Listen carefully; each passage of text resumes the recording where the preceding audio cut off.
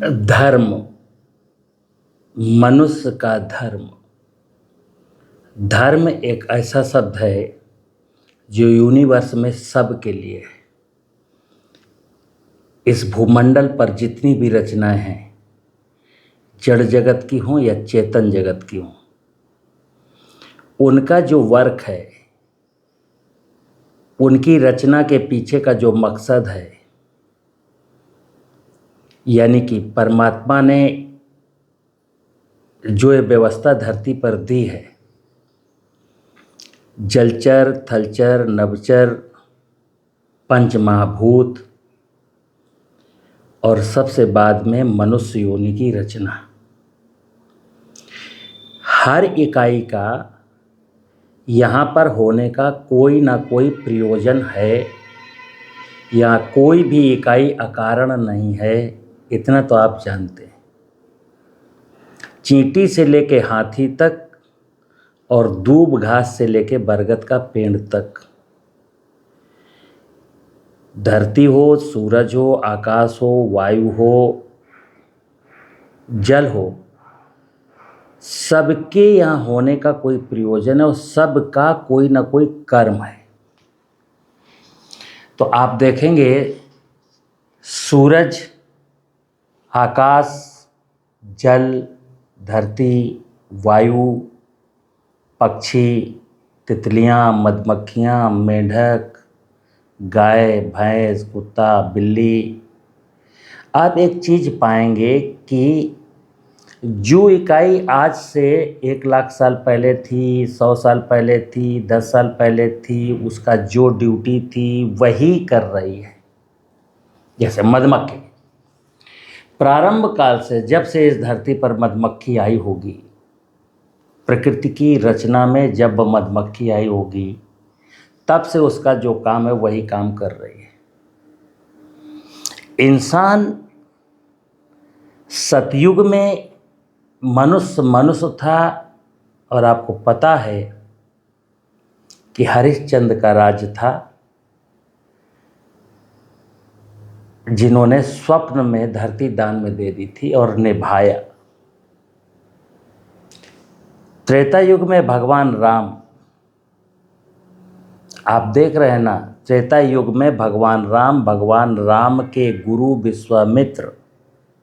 विश्वामित्र कैसा गुरु है देखिए आप, कि जिसने उनको शिक्षा, उन्होंने जिनको जिनको शिक्षा दी, उनका जरा चरित्र देखिए कि सौतेली माँ के कहने से वन चले जाते हैं राम। भरत का कैरेक्टर देखिए कि ननिहाल से आते हैं, जब उनको पता चलता है तो वो रूठ जाते हैं, राम को मनाने जाते हैं, और जब राम नहीं मानते तो अयोध्या के बाहर रह करके अयोध्या की सेवा करते हैं, महल में नहीं रहते, राज सिंहासन पर नहीं बैठते। यानी कि जो गिरावट है मनुष्य के कर्तव्यों में, मूल्यों में, वो समय के साथ गिरावट आती गई। एक वो गुरु थे जिनके शिष्य इतने संवेदनशील थे। फिर द्वापर आता है, द्रोणाचार्य कैसे गुरु हैं? पांडवों को और कौरवों के पुत्रों के, मतलब धृतराष्ट्र के पुत्रों को, पांडु पुत्रों को शिक्षा देते हैं। पांडु पुत्रों में सबसे बड़ा भाई युधिष्ठिर, जिसको धर्मराज की संज्ञा है, वो जुआ खेलता है और जुए में बीवी तक वो हार जाता है।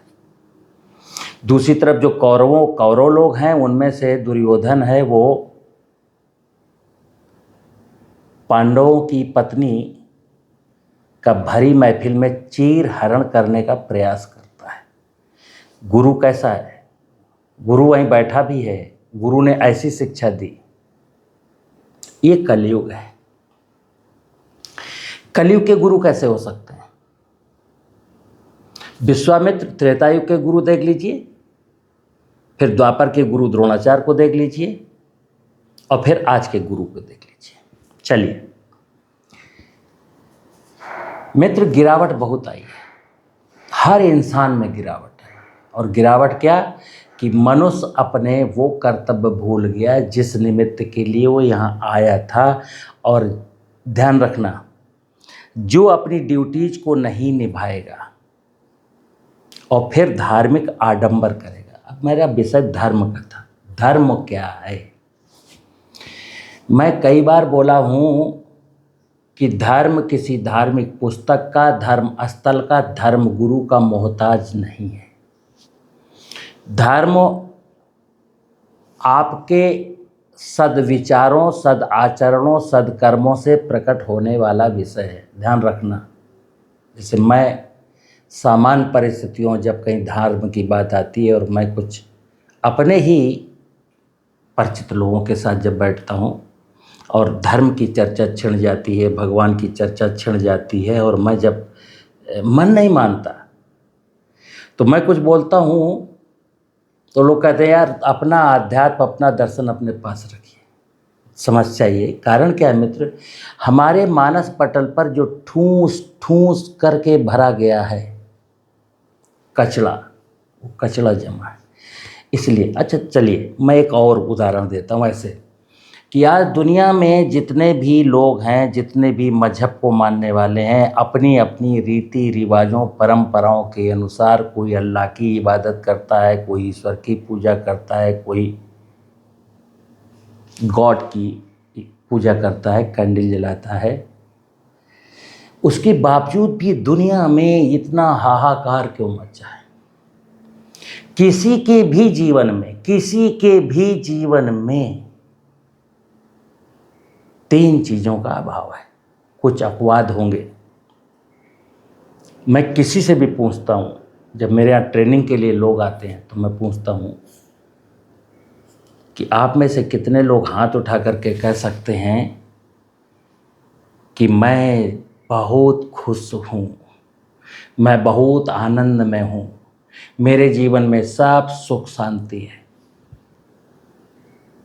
आपसे भी सवाल है, आपके जीवन में न सुख है, न शांति है, न आनंद है, आपके अंदर हलचल है, आपके परिवार में कलह है, यानी आप जूझ रहे हैं, मतलब संघर्ष कर रहे हैं और आपको कुछ समझ में नहीं आ रहा। कारण मित्र, जिसको अपनी ड्यूटीज नहीं समझ में आई, जिसको धर्म समझ में नहीं आया, जिसको कर्तव्य समझ में नहीं आए, उसको क्या समझ में आएगा?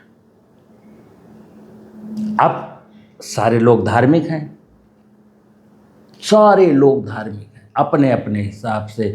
धर्म की अपनी अपनी परिभाषाएं, अपनी अपनी परिभाषाएं, पूजा की अपनी अपनी परिभाषाएं, भगवान की अपनी अपनी परिभाषाएं। ध्यान रखना मित्र, जब तक आप दार्शनिक नहीं बनते, दार्शनिक का मतलब है दृश्य। जैसे मेरे परमात्मा ने आँख दी है, आँख से जो दिखता है दृश्य है। आँख से दिखने वाली जितनी भी चीज़ें हैं वो सब दृश्य हैं, और उनको रचनात्मक नज़रिए से, प्यार भरी नज़रों से, मतलब परस्परता में, इसके साथ मेरा क्या रिलेशन है, इसके साथ मेरा क्या रिलेशन है, ऐसा सोच करके। अभी नज़र मेरी कैसी हो गई? नज़रों में ही धोखा है मित्र। धर्म इसलिए नहीं समझ में आता कि मेरे नज़रों में एक लालच है। किसी का धन देखता हूँ तो लालच है, किसी की खूबसूरती देखता हूँ तो लालच है। मैंने 2-4 दिन पहले एक बात बोली थी, धर्म, अर्थ, काम, फिर मोक्ष। यहाँ सारे लोग अर्थ कमाना चाहते हैं। धर्म जानिए, धर्म क्या है, हमारी ड्यूटीज क्या है। फिर जब कर्तव्य समझ में आते हैं तो फिर अर्थ की ओर चलते हैं, उदर पूर्ति के लिए। फिर काम है, नियम कायदे कानून है, मोक्ष मिल जाएगा। ये धर्म को जानते हैं तो आपको मोक्ष मिलना ही मिलना है।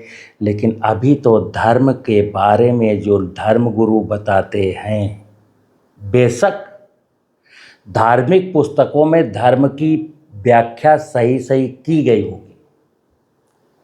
होगी, मैं मानता हूँ, लेकिन सब लोग पढ़ते नहीं हैं।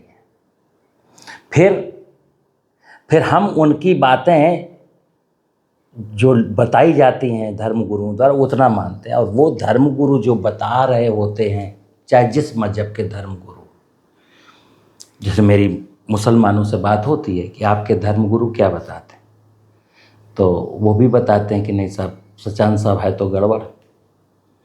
आप स्वीकार करेंगे तो गड़बड़ है। मैंने बोला कि जब कोई धार्मिक स्थल इस धरती पर नहीं था, कोई धर्म गुरु नहीं था, वेद भी लिखे नहीं गए थे, धर्म तो तब भी था। धर्म है क्या, मैं बताता हूँ। धर्म का मतलब है जो मुझको अपनी नज़रों से दिखता है, जिनकी मुझको जीवन में ज़रूरतें हैं, उनके प्रति वफादारी, विश्वासघात नहीं करना अधर्म, विश्वासघात नहीं करना धर्म, और विश्वासघात करना अधर्म। ज़रूरत भर का लेना धर्म और ज़रूरत से ज़्यादा लेना अधर्म। सबको जीने का अधिकार है मित्र। इस दुनिया में, इस धरती पर जितनी भी जीव जगत की रचनाएं हैं, सबको जीने का अधिकार है। सब अपने अपने उस कर्तव्य को पूर्ण कर रहे हैं और आप हिंड्रेंस क्रिएट करते हैं। मधुमक्खी फूलों का मधुरस लेने जा रही है और उसी समय आपके खेत में माहू का अटैक है, तो आप दवा डाल रहे हैं।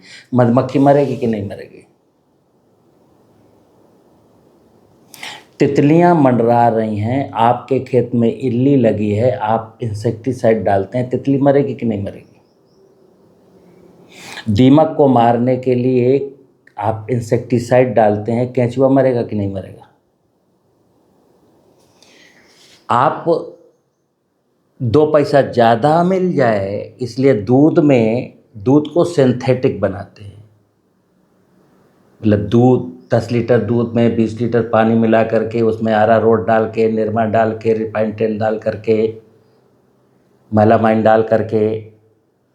अच्छा, इसको लोग बिजनेस कहते हैं, इसको लोग स्टार्टअप कहते हैं, इसको लोग इनोवेशन कहते हैं, इसको लोग वैल्यू एडिशन कहते हैं। मुश्किल देखिए, किसी की जान लेना वैल्यू एडिशन है क्या?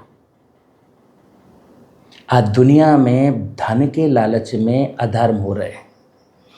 तो अब जो गुरु हैं आज के, आप अपराध करिए, पाप करिए, नकली चीज़ें, खाद्य पदार्थों में भी मिलावट करिए और बेचिए और अर्थ कमाइए और गुरु के पास जाइए कि गुरु जी मेरे लिए कोई सेवा है क्या? बस बच्चा थोड़ा सा धर्म के नाम पर खर्च कर दे, ईश्वर तेरा कल्याण करेगा। और उस बेवकूफ़ को ऐसा लगता है कि मैं लाखों लोगों की ज़िंदगियां बर्बाद करने के बाद अगर 1000, 2000, 10,000, लाख, 2 लाख रुपया कहीं चैरिटी करूंगा तो भगवान को। मित्र, ये आप इस सांसारिक जगत में कुछ भी करते रहिए, उसको ईश्वर से कोई लेना देना नहीं। ईश्वर ने तो आपको जो ड्यूटीज दी थी कि तू इस धरती रूपी बगिया का माली है, तू ज्ञानावतार का प्राणी है, तुझे मैंने इसलिए बनाया है कि तेरे लिए मैंने ढेर सारी व्यवस्थाएं जुटा दी हैं। खूबसूरत धरती है, नाना प्रकार के फल हैं, नाना प्रकार के खाद्यान्न हैं, नाना प्रकार की सब्जियां हैं। आप भैंस का दूध खाइए, गाय का दूध खाइए, बकरी का दूध खाइए, लेकिन इनका संवर्धन करना। जो पंच महाभूत हैं, मैंने बोला कि हवा का मतलब वायु का, आकाश का, सूरज का आप कुछ कर नहीं सकते, बहुत ज़्यादा बिगाड़ भी नहीं सकते, उनका कुछ बना भी नहीं सकते, इसलिए इनको मुक्त कर दीजिए। केवल किसका? आपका धर्म है धरती को उर्वर बनाइए, धरती के ऊपर वृक्ष लगाइए, जो वृक्ष ऑटोमेटिक उग गए हैं उनको उखाड़ के मत फेंकिए, ग्रासेस को मत मारिए। क्योंकि सुनना, अगर हम दार्शनिक हुए ना, मेरी नज़रें सार्प हो गई, पवित्र हो गई, तो आप देखिए कि जैसे आप खेत में फसल बोते हैं, आप मटर बोएंगे, टमाटर लगाएंगे, मिर्च लगाएंगे, गेहूँ लगाएंगे। कुछ चीज़ें आप बोते हैं, कुछ चीज़ें नेचर, प्रकृति, सनातन, भगवान खुद बोता है। क्या? ढेर सारी घासें, ढेर सारी वनस्पतियाँ, ढेर सारे वृक्ष चिड़ियाँ बो देती हैं। जामुन का पेड़, नीम का पेड़, शीशम का पेड़, महुए का पेड़, अर्जुन का पेड़ चिड़ियाँ बो देती हैं। पीपल का, बरगद का, पाकड़ का। क्यों? क्योंकि मित्र देखिए, आप बहुत बारीक नज़रों से देखना, प्रकृति ने, परमात्मा ने, सनातन ने पंचमहाभूत को जिस बनाया है, क्योंकि वो रचनाकार है, उसने जितने भी जीव जंतु वन वनस्पतियाँ बनाई हैं वो कैसे इस धरती पर संचालित रहेंगी, कैसे उनका जीवन यापन चलेगा, इसकी व्यवस्था नेचर खुद करता है।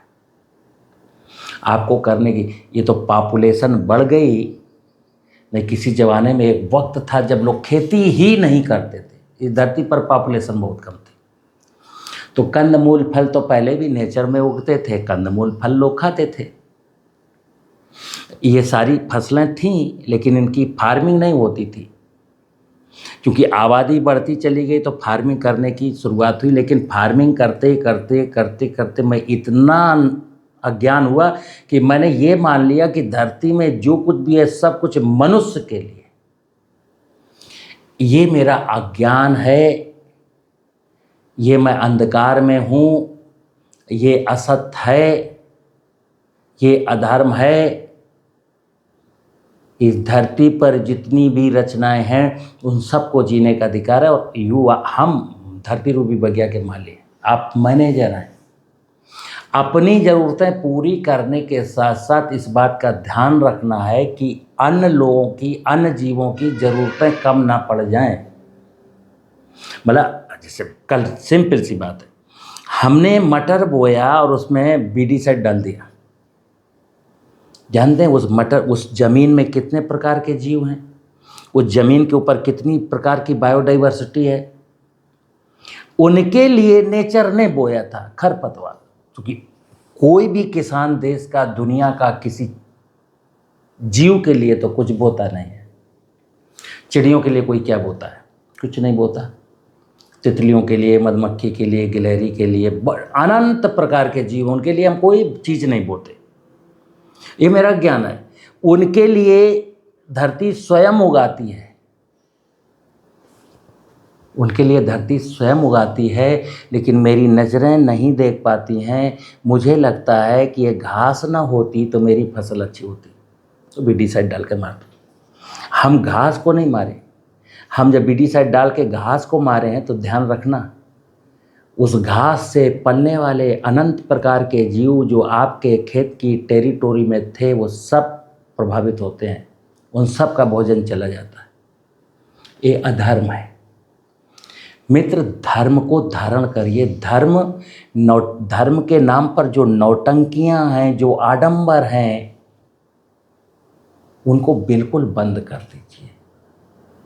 कहीं भी हमको अगर ईश्वर भगवान देखना है तो भगवान मुझे पंच महाभूत में दिखेगा। और मैं बार बार कहता हूँ कि जिसको धरती में, पानी में, हवा में, आकाश में, अग्नि में भगवान नज़र नहीं आया, मैं दावे के साथ कहता हूँ इस जन्म, अगले जन्म, अगले जन्म, 7 जन्म तक आप भगवान को नहीं जान पाएंगे। जब भगवान को जानते ही नहीं है तो काहे की पूजा। आप दूसरी चीज़ बताता हूँ कि इंसान कितना फितरती है, कितना फितरती है कि वो भगवान बनाता है। देखिए आप अर्थ का खेल देखिए, पैसे का खेल, लालच का खेल, पीतल के, तांबे के, अष्टधातु के, सोने के, चांदी के, मिट्टी के। भगवान इंडस्ट्री में, भगवान बनाने की इंडस्ट्रियां हैं, तो भगवान बनाता है इंसान, फिर मार्केट में बेचता है इंसान, और आम जनमानस खरीदता है भगवान।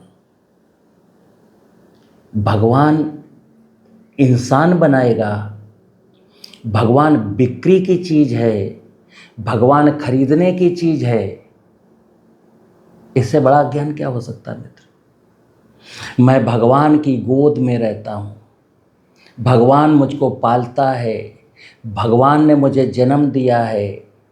तो मैं जिस भगवान ने मुझे जन्म दिया, जो भगवान मुझे पालता है, जिसकी गोद में शरण मिलनी है, उस भगवान को कंसीडर ना करना सबसे बड़ा अज्ञान, और उस भगवान की हिफाजत ना करना सबसे बड़ा अधर्म। मैंने फिर बोला, सूरज का, वायु का और आकाश का मैं कुछ बिगाड़ नहीं सकता। और अच्छा हुआ कि ईश्वर निराकार है। ईश्वर का कोई रंग नहीं, रूप नहीं, पता नहीं, ठिकाना नहीं। जैसे मैंने जिस प्रकार सनातन और सनातन की व्यवस्था का सत्यानाश किया है, अगर ईश्वर का भी कोई रंग रूप डायरेक्ट मेरे सामने होता तो आज भी ईश्वर को भी मैं छोड़ता नहीं। सच्चाई तो यही है, क्योंकि मैं स्वार्थी हो गया। और स्वार्थ समझना, परमार्थ धर्म है, स्वार्थ अधर्म है। तो जो परमार्थ का काम करता है वो धार्मिक है, जो स्वार्थ के लिए जीता है वो अधार्मिक है। और अधार्मिक व्यक्ति पूजा का नाटक कर रहा है। मित्र, मैंने संकल्प लिया है कि जब तक मैं मर नहीं जाता, जो धर्म का सत्य है, सनातन का सत्य है, भगवान का सत्य है, पूजा का सत्य है, क्योंकि फिर बता दूं, जो व्यक्ति सत्य नहीं स्वीकार करेगा उसके जीवन में सुख, शांति, आनंद नहीं आएगा। जैसे मैं अक्सर बोलता हूं कि इस धरती पर जितनी भी रचनाएं हैं, जड़ जगत की, चेतन जगत की, वो सब सत्य है। मनुष्य सबसे खूबसूरत प्राणी इसलिए कि इसके पास चेतन है, चित्त है। और परमात्मा सत्य चित्त आनंद का स्वामी है। तो परमात्मा ने कहा है, अगर आनंद चाहिए तो मेरी व्यवस्था को आत्मसात कर ले, तो भी परम आनंद की ओर चल। लेकिन मुझे आनंद नहीं चाहिए, मुझे सुख नहीं चाहिए, मुझे शांति नहीं चाहिए, मुझे स्वस्थ शरीर नहीं चाहिए, मुझे पवित्र मन नहीं चाहिए, मुझे लक्ष्मी चाहिए। और होगा कुछ नहीं। बड़े बड़े धनाढ्य लोग रोते हुए देखा मैंने। एक गरीब के पास प्रॉब्लम कम है, उसके पास प्रॉब्लम धन नहीं है इतनी है, लेकिन अमीर के पास अनंत प्रॉब्लम है। इसलिए मित्र, ज्ञानी बनिए, धार्मिक बनिए, धर्म के साथ चलिए और सुख और शांति और आनंद की अनुभूति में खो जाइए। दुनिया मेरा रास्ता देख रही है। आज संसार में ये वाला जो विषय बिल्कुल खाली पड़ा है, और मैंने अपने जीवन में महसूस किया है। ये मेरी खुद की अनुभूतियां हैं। नमस्कार।